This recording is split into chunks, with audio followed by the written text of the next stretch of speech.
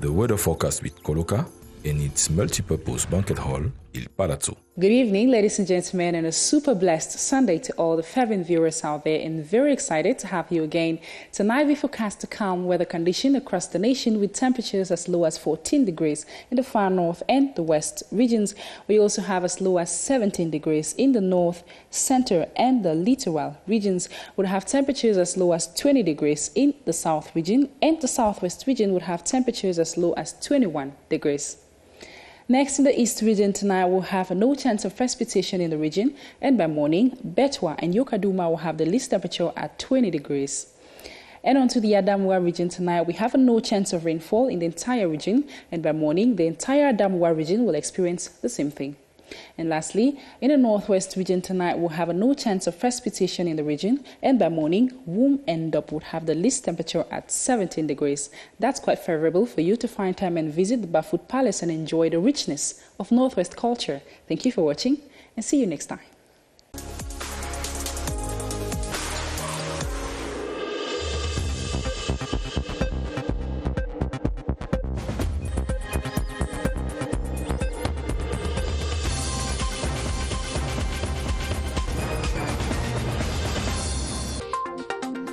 Pope Francis honors Cameroon. Johnson and Catherine Okiendo become the second and third Cameroonians to receive the papal distinction.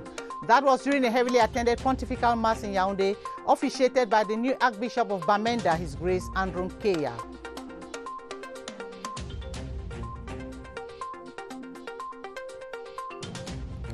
The crisis in the northwest and southwest regions, terrorist threats in the far north, and kidnapping for ransom in the Adamawa are some of the main security challenges Cameroon will face in 2020. A picture of Cameroon's security situation in this newscast.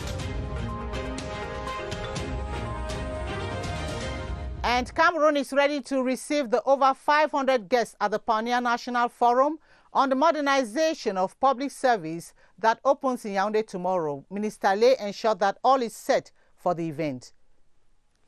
Good evening. Thanks for joining us on the 7:30 News. We open this newscast with the most urgent problem Cameroon is faced with: security crisis in the northwest and southwest regions, which has complicated a bad situation. From the threats of the Boko Haram terrorist activists in the far north, through the cross-border security problems in the east region, to the kidnapping for ransom in the Adamawa, and today, separatists in the northwest and southwest regions. The state has asserted itself in the defense of the peoples, institutions, and territory. Kilian Dandifon revisits these security challenges which Cameroon faces today. Kilian? The most disturbing security problem President Paul Biya admits is the crisis in the northwest and southwest regions. The security situation in the northwest and southwest regions. Without a doubt, this is one of the most urgent problems at the moment. President Biya has warned those who resist the peace and social integration calls. For those who persist in going down the wrong road and continue to use violence, we will have no other choice than to combat them in order to protect all our fellow citizens. The Cameroon-Nigeria Trans-Border Commission also met in Yaoundé, and security was a priority. Experts should use this session to identify and propose to both governments appropriate measures to reestablish peace and security along the threatened common borders. Specifically, they have to take stock of the security situation along the common borders since the holding of the last session, identify and propose measures that can reinforce confidence amongst the key security stakeholders, reinforce collaboration between the borders authorities of both nations, reinforce the fight against Boko Haram, which has to be eradicated in all its forms. Hostage-taking took alarming proportions with hundreds of people kidnapped and billions of CFA francs paid in ransom in the Adamawa region. There is some reinforcement, and this reinforcement has come in and produced a lot of positive results. So we are very confident that the GPIC, which is a special force, has come in with an additional capacity to boost the energy of those who are in the field. And so they work together in collaboration with the other forces. The spillover of the security problems in the Central African Republic continue to threaten peace in the East region. Added to these major problems, trafficking of light firearms and urban criminality also showed their ugly heads. And on today's press release, the ceremony to present New Year wishes to His Excellency the Prime Minister, Head of Government, Chief Joseph John Gute, shall take place on Monday, 13th of January 2020 at 2 p.m. Latest time for arrival, 1:30. And this press release has been signed by the Director of Cabinet, Balungeli Ebune. Johnson Okiendo and wife Catherine have become the second and third Cameroonians, respectively, to receive the Pontifical Medal. The Pro Ecclesia e Pontifice Gold Medal was handed over to the couple during a pontifical mass at the St. Joseph Anglophone Parish in Vogada, Yaoundé, celebrated by His Grace Archbishop Andrew Keya of Bamenda. The couple, Johnson and Catherine Okiendo, have dedicated this decoration to peace in the northwest and southwest regions of Cameroon. Elvis Teke was there and now reports. In his first official outing since his papal appointment as Archbishop of Bamenda, His Grace Andrew Keya officially confers the Pontifical Medal for service rendered to the Church and humanity to Mr. and Mrs. Johnson Okiendo in Yaoundé. The Pro Ecclesia e Pontifice for the Church and for the Pope is a medal that the Holy Father gives in recognition to the work that someone does in the local church and in the national church. And Mr. and Mrs. Okie have distinguished themselves. The national president of the Catholic Men's Association and architects behind the construction of the Shrine of Fatima in Boka, today referred to as the City of Peace in the Southwest region, has dedicated the medal to peace in Cameroon. It is not a coincidence that this thing is taking place in Yaoundé. It means the Lord is coming to confirm our peace mission, our peace in Cameroon. And I know there will be peace in Cameroon. During the Pontifical Mass, attended by a college of bishops, state dignitaries amongst others, the Archbishop of Bamenda explained that the medal, which is one of the highest in the Catholic Church, elevates them to advisors of the Pope. Today as a laity, to explain and advise the Pope that the laity is an important person. The laity is somebody who could be helped. The laity is somebody given the chance and is willing, who will be able to help the church grow, just as it has happened to me today. The second and third Cameroonians, respectively, to receive the papal distinction, have urged Christians to serve God with love and dedication, as He is the giver of rewards. Preparations have reached fever peak at the Yaoundé City Council few hours to the kickoff of the National Colloquium of the Modernization of the Cameroonian Public Service. The Angola Samba Hall to host the over 500 guests is already in the quarters of the event. Cleaning this and setting up of seating arrangements is also ongoing. The Minister of Public Service and Administrative Reform, Joseph Lay, was there to appraise the level of preparations. Emmanuela Vemnia reports that the ceremony will be presided over by Prime Minister John Gute. The colloquium still floats in the sky of Yaoundé, but in few hours it will sit in the Angola Samba Hall of the Yaoundé City Council. More than 500 guests are expected for this national colloquium on the modernization of the Cameroonian Public Service, and their seating arrangements are taking shape. The hall wears the colors of the organizing Ministry of Public Service as the decor is fully put in place, the sound system under check. The active hands of the organizing committee members fill loopholes. The last instruction orders the uninvited guests out of the hall as the officials keep a close watch.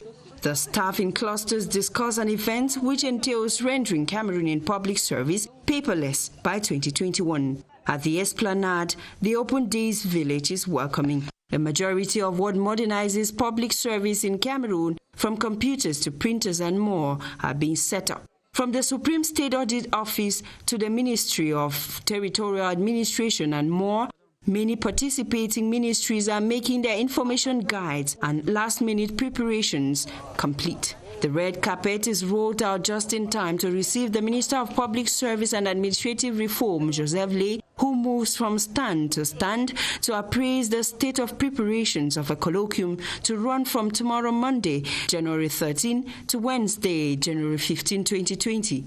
Prime Minister Head of Government chairs the opening ceremony as from 9 a.m. of an event placed under the distinguished patronage of the President of the Republic. And Minister Joseph Lay, Minister of Public Service and Administrative Reform, will receive New Year wishes from officials of his ministry on January 16 at the Yaoundé City Hall at 9:30 a.m. The National Trade Union of Shipping Agents, Transporters, Stewardess and Consignors, known by its French acronym as Central, has expressed gratitude to the President of the Republic for temporarily handing over the management of the container terminal of the Douala-Bonaberi seaport to Cameroonians. They say it is a giant move by the economic sovereignty of the seaport. The trade union was on a solidarity sports walk in the economic capital in Douala on January 9. Alphonse Abongwa was there and reports from CRTV Littoral in Douala. The container terminal of the port of Douala-Bonaberi, the gateway into Central Africa, is bustling with activities after the Port Authority of Douala, PAD, took over its possession from DIT and handed over to a delegated management team, RTC. Everything is going on well, properly. We've been able, in less than 1 week, to master everything in all compartments of the terminal. Since taking over on the 31st of December 2019 and effectively beginning work on the 2nd of January 2020, RTC has received about 10 cargo ships and served about 200 trucks.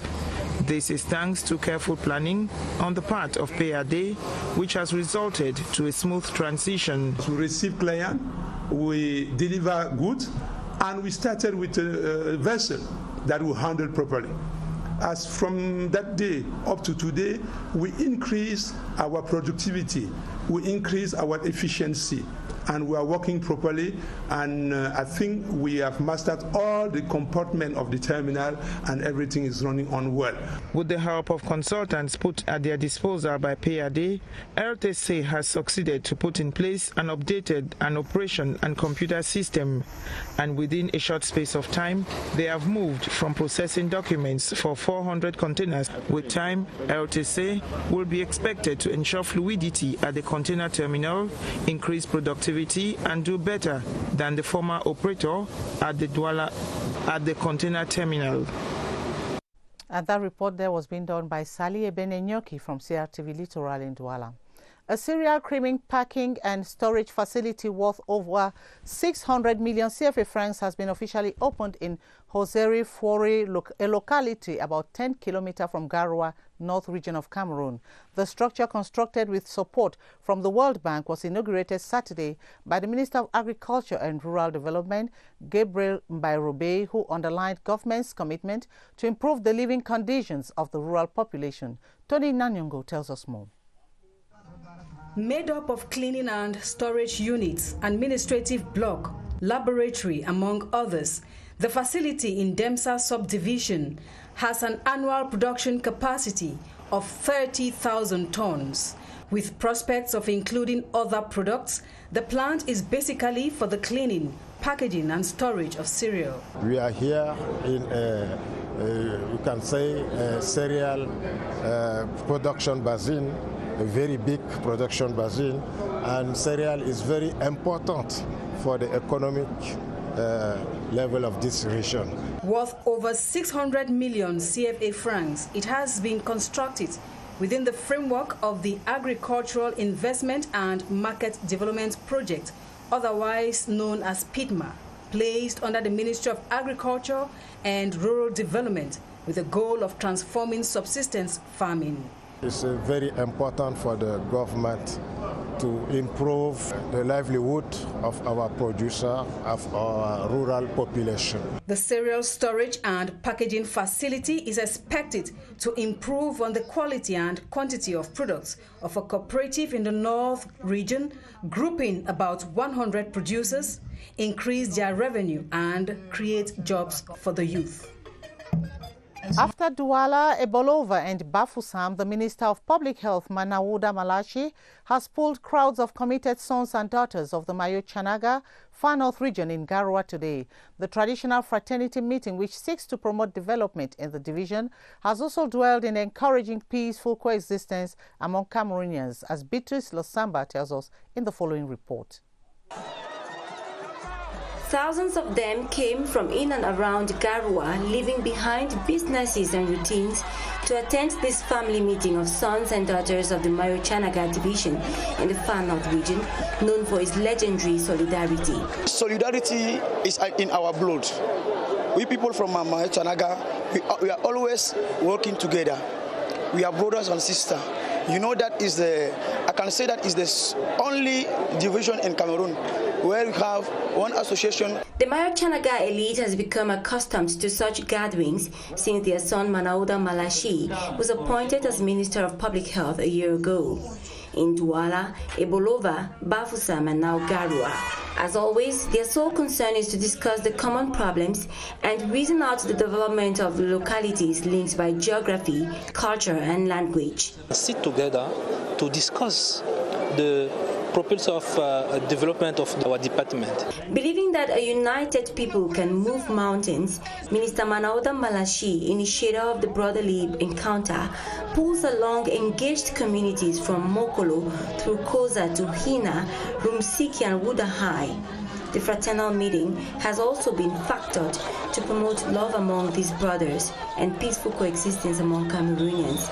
It stands as a testimony that through an organized community, development can be achieved. We take you over to the East region, where the pioneer director of the Mama Rosette Women's Empowerment and Family Center in Dimako has been commissioned into office. The 57-year-old Madame Dengue Rosette Nausi, a native of the East region, was installed by the senior divisional officer for the Opanyong, who called on her to mobilize the population of Dimako and beyond to maximum and put the jewel at their disposal by the First Lady. Elizabeth Mbombone Agbo with the details. She is now in possession of the key to the Mama Rosette Women's Empowerment and the Family Center in Dimako. The pioneer director, Madame Rosette Ndengue Epus Nwesi, born in 1963 in Betwa, is a holder of a first degree in psychology.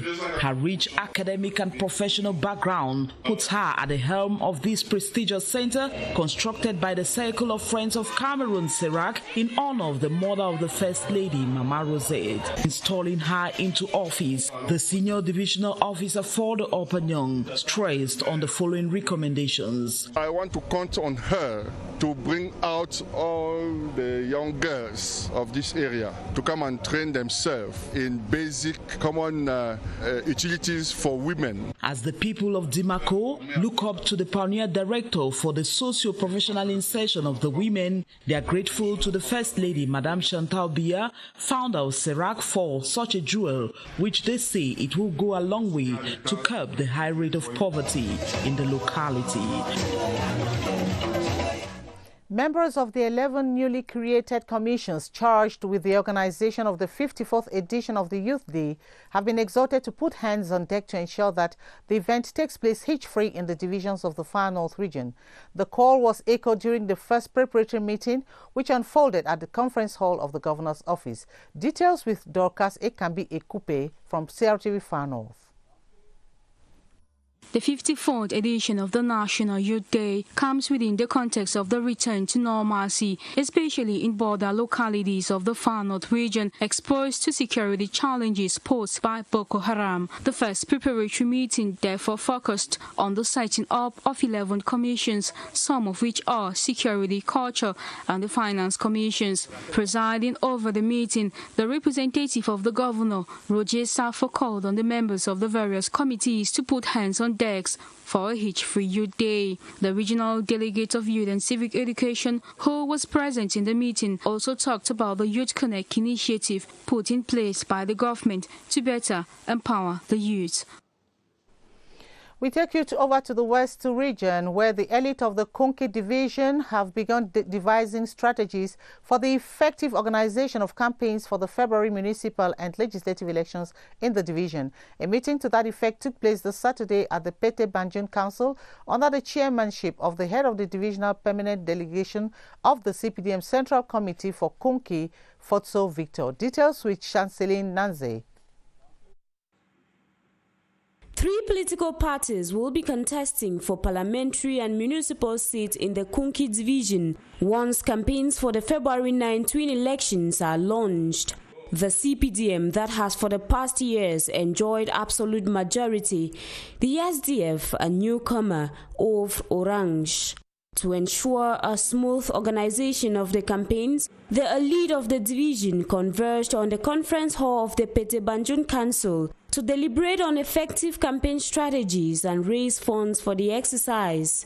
During the meeting, the head of the divisional permanent delegation of the CPDM Central Committee for the Kunki, Patriarch Fotso Victor, called on members of the elite to watch out for what might derail them from their objective and compete fairly. All who took to the rostrum were unanimous that the success of the said elections depend on each actor, whatever their political background or social standing. The division is now set and waiting for campaigns to be launched. In a related development, CPDM supporters in Gomo, Mefo and Akono division of the Central region have been called upon to unite their efforts in order to succeed in the upcoming municipal and legislative elections. The call was made today by the head of the CPDM Central Committee Permanent Delegation for Mefo and Akono division, Professor Marie Teresa Bena Ondwa. Yoti Kaleli Songe now tells us what strategy for a successful election come February 9th. Team spirit, discipline and loyalty have been prescribed as some of the virtues that these CPDM supporters in Ngumu, Mefo and Akono division of the Central region must uphold during the upcoming municipal and legislative elections that begin this January 25. We came to ask them to prepare and to work together, hand in hand, to do their work with passion, so that the list of the party can win in the legislative as well as the council elections. So we are really pleading for them to be committed and not to have any ill feeling. They have resolved to set aside their differences regarding the lists that were published and mobilize the adequate resources, which to them is key to meeting the party's objective. The key message is that each candidate needs to know that he or she is representing certain localities and villages, and thus needs to be present in the locality to guarantee us a massive victory. Candidates for the municipal elections need to contribute 300,000 francs CFA, while those for the legislative should contribute 2.5 million CFA francs for each section, since we have 4. We have also called on the elites to contribute. We hope to beat our record of 93% during the presidential elections and score 99. A percentage they are positive can be attained if their action plan, which also includes door-to-door campaigns, is followed to the latter. Still in politics, CPDM officials, supporters and sympathizers in the Ntem Valley division of the South region have mapped out strategies for successful campaigns and a 100% vote to the party during the February twin elections. This was during a strategic meeting that was chaired by Senator Samuel Obama Sam, as Samuel Sawada reports from CRTV Ebolova. A few days to the campaigns in view of the February 9, 2020 twin legislative and municipal elections in Cameroon, CPDM officials, supporters and sympathizers in the Ntem Valley division are designing strategies aimed at ensuring that their party wins in both elections with an overwhelming majority. The gathering held at the Ambam Council Hall served as a platform to heal all the wounds that resulted from the selection of candidates ahead of the elections, listing projects realized in the division under the New Deal government. And outstanding among these is the Menvelu hydropower plant.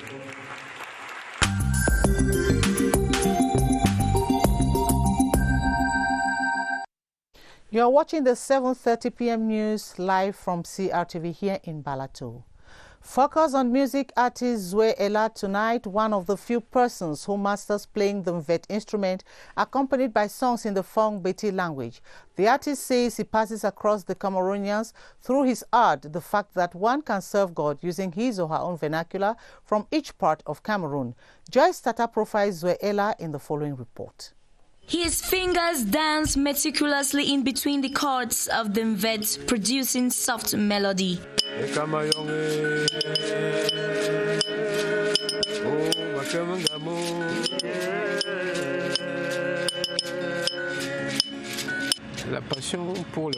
My passion for this instrument comes from the moment I saw an old man at a wake keeping playing the mvet. After the encounter, I approached him and sought to learn how to play the instrument in the 90s. 5 years later, Zwe Ella starts playing the instrument and has released 3 albums, with one dedicated to the head of state, a passion not easily gotten. In his 50s already, but with much more in mind to do. I plan on promoting my albums first for everyone to understand that evangelism could be done through the mvet. Even though only Zwe Ella masters the use of the mvet in his family, he however uses other mediums such as the mvet festival in Bam to inculcate this art of his to the younger generation. Aside from music, Zwe Ella is also a civil servant who uses the mvet to carve a name for himself in the music industry. One of the sports challenges this year, 2020, will be for the women's national football team to qualify for the 2020 Olympic Games in Tokyo. After the non-qualification of the under-23 football Lion, the male and the female volleyball teams of Cameroon, the only team spot left in the race to qualify for the Olympic Games is the football Lionesses. Baldwin Sama in the following report looks at the challenges awaiting the football Lionesses en route to Japan 2020. They are the lone team sports candidates left to pick a qualification ticket for the 2020 Olympic Games for Cameroon. The indomitable Lionesses of football have the responsibility to be one of the country's flag bearers at the Summer Olympic Games. Their opponents, Zambia, is not an easy sight, and the football Lionesses will have to make use of their experience and their title as best female football team in Africa to tame the Zambian team. Zambia, that outsmarted Angola, Zimbabwe and Botswana on their road to Tokyo, will have to solve a Cameroonian equation made up of talented, determined and focus-oriented football Lionesses. The girls of coach Alain Jemfa, who had witnessed a drop in the quality of their play style, will have to go to camp early enough to work on the lapses noticed before the 2 matches. Given that the away leg would be played in Yaoundé and the return leg in Lusaka, the football Lionesses must reignite the winning spirit in the Lionesses' den, avoid a replica of the superiority complex, and put in place a more effective team based on competence whose output will eventually pave the way for a timely qualification for Cameroon's football Lionesses for this year's Olympic Games. Guaranteeing a steady and continuous availability of young, talented football players is prerequisite for long-lasting success in the field. Cameroon understood this a while back and has been working to ensure that the country moves forward and succession is assured. In the following report, Clarice says the creation of a National Football Academy was a great step. The cry of football lovers for decades has been the lack of proper follow-up for young talents. Most probably reason why the country's football course has known so many ups and downs as far as continuous availability of talented players is concerned. Reason why a presidential decree of December 2014 created a National Football Academy, ANAFOOT, aimed at nurturing these young talents. Till date, almost 100 youngsters are being trained and the fruits are already visible. The 56th edition of the Young Talents Competition, otherwise known as Semence Olympique, saw ANAFOOT grab 2 trophies in the under-12 and under-15 categories. With the need to continuously have ready players in both the men's and women's teams, both sexes are gradually being taken into consideration.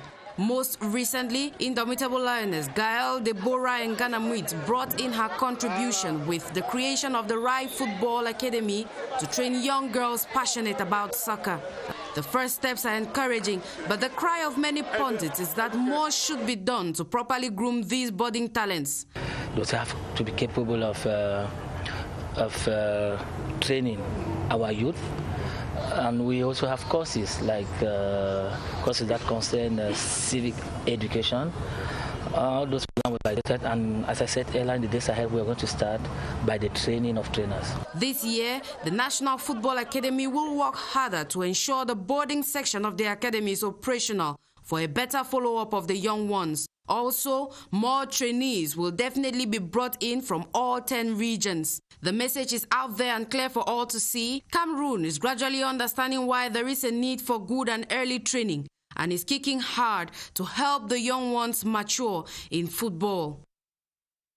Meantime, the Minister of Sports and Physical Education, Narcisse Mwele Kombi, is informing the national and international public opinion that the President of the African Football Confederation, CAF, Mr. Ahmed, will pay an official visit to Cameroon on the 13th, 14th and 15th of January 2020, and he will be accompanied by an important delegation and top officials of the African Football Governing Body, experts and renowned world football icons. During the three-day visit, an important consultation meeting with COCAN 2020 officials, after which important decisions relating to the organization of Total Chan Cameroon 2020 and AFCON 2021 in Cameroon will take place. The visuals of the Total Chan Cameroon 2020 will be revealed during the gala night that will crown the event. Intermediate Lions of Cameroon have continued training in Douala ahead of the 2020 African Nations Football Championship to be organized by Cameroon in April. The team trains twice daily under the technical guidance of head trainer Yves Clément Aroga, who is gradually setting up a strong team that will lift the trophy come April 2020. René Kache took keen interest in the strength of the Cameroon team and some of the star names present at the Douala training camp. René? Coach Yves Clément Aroga of the Intermediate Lions has made it abundantly clear that his ambition is to win the 2020 Chan. It has been 1 week of hard work as the coach puts in place a concrete strategy, barely 3 months to the start of the tournament. Somai Tabawak and his teammates have been exploring the coach's roadmap that will make Cameroon a veritable war machine for the Chan. It is a pre-tournament project whose apparatus will be tested in 3 different top friendlies as the coach finds the right formula to solve the African equation come April. Coach Aroga can boast of some players with exceptional qualities at his disposal.